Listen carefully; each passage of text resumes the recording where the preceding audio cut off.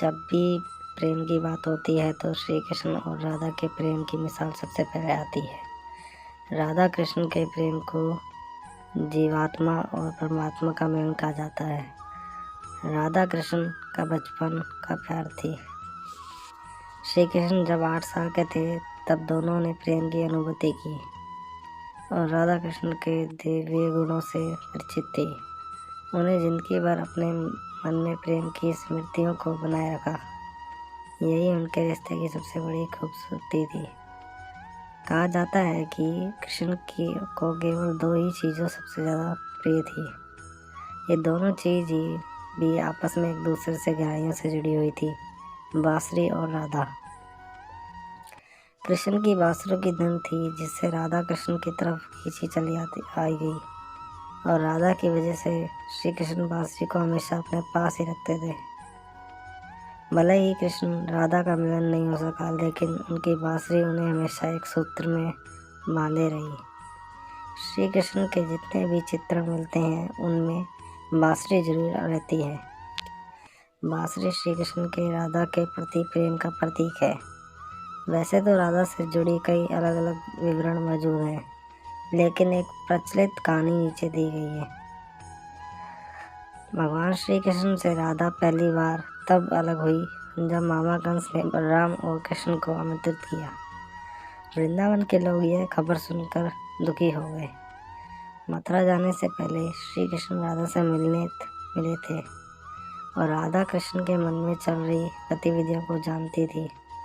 राधा को अलविदा कह कृष्ण उनसे दूर चले गए।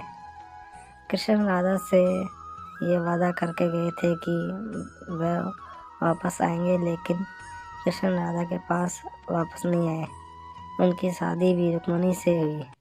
रुक्मिणी ने भी श्री कृष्ण को पाने के लिए बहुत जतन किए थे। श्री कृष्ण से विवाह के लिए वह अपनी भाई रुक्मिणी के खिलाफ चली गई। राधा की तरह वह भी श्री कृष्ण से प्यार करती थी। रुक्मिणी ने श्री कृष्ण को एक प्रेम पत्र भी भेजा था कि वह आकर उन्हें अपने साथ ले जाए।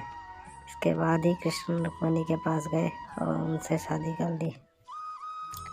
कृष्ण के वृंदावन छोड़ने के बाद से ही राधा का वर्ण बहुत कम हो गया। राधा और कृष्ण जब आखिरी बार मिले थे तो राधा ने कृष्ण से कहा था कि भले ही वे उनसे दूर हो जा रहे हैं, लेकिन मन से कृष्ण हमेशा उनके साथ ही रहेंगे।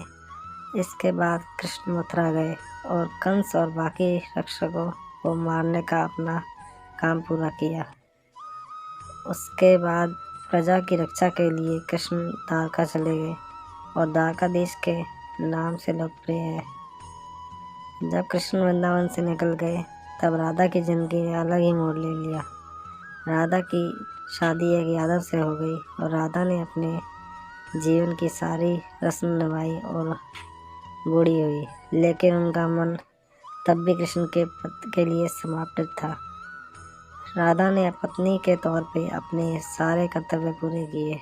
दूसरी तरफ श्री कृष्ण ने अपने द्रव्य कर्तव्य निभाए।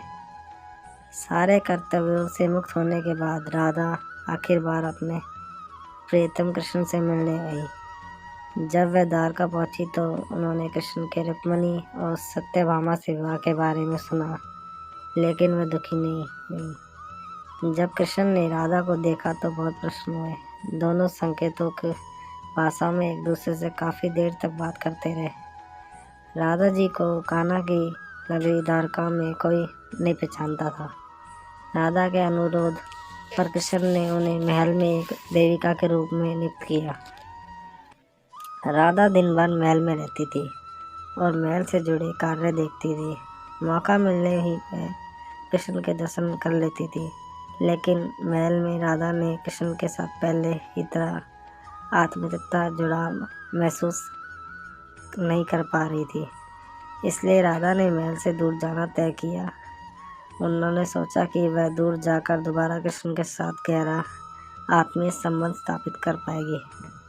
उन्होंने नहीं पता था कि वह कहाँ जा रही हैं, लेकिन भगवान श्री कृष्ण जानते थे कि धीरे धीरे समय बीता रहा है। राधा बिल्कुल अकेली और कमज़ोर हो गई है। उस वक्त उन्हें भगवान कृष्ण की आवश्यकता पड़ी। आखिर समय में भगवान कृष्ण उनके सामने आ गए। कृष्ण ने राधा से कहा कि वह उनसे कुछ मांगे, लेकिन राधा ने मना कर दिया। कृष्ण के दोबारा अनुरोध करने पर राधा ने कहा कि वह आखिरी बार बांसुरी बजाते देखना चाहती हैं।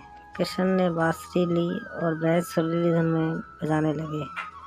कृष्ण ने दिन रात बांसुरी बजाई जब तक राधा आध्यात्मिकता रूप से कृष्ण में विलीन नहीं हो गई। बांसुरी की धुन सुनते सुनते राधा ने अपने शरीर का त्याग कर दिया। हालांकि भगवान कृष्ण जानते थे कि उनका प्रेम अमर है, बावजूद वह राधा की मृत्यु को बर्दाश्त नहीं कर पाए और कृष्ण ने प्रेम के प्रतीकात्मक अंत के रूप में बांसुरी को तोड़कर झाड़ी में फेंक दी। उसके बाद से ही श्री कृष्ण जीवन भर बांसुरी या कोई अन्य वाद्य यंत्र नहीं बजाया। कहा जाता है कि जब द्वापर युग में नारायण ने श्री कृष्ण का जन्म लिया, तब माँ लक्ष्मी ने राधा रानी के रूप में जन्म लिया था, ताकि मृत्यु लोक में भी वह उनके साथ ही रहे। तो धन्यवाद दोस्तों। कहानी कैसी लगी आप कमेंट करके हमें बताइएगा, और आने वाली वीडियोस को देखने के लिए हमारे चैनल को सब्सक्राइब एंड लाइक कर दीजिएगा। Thank you.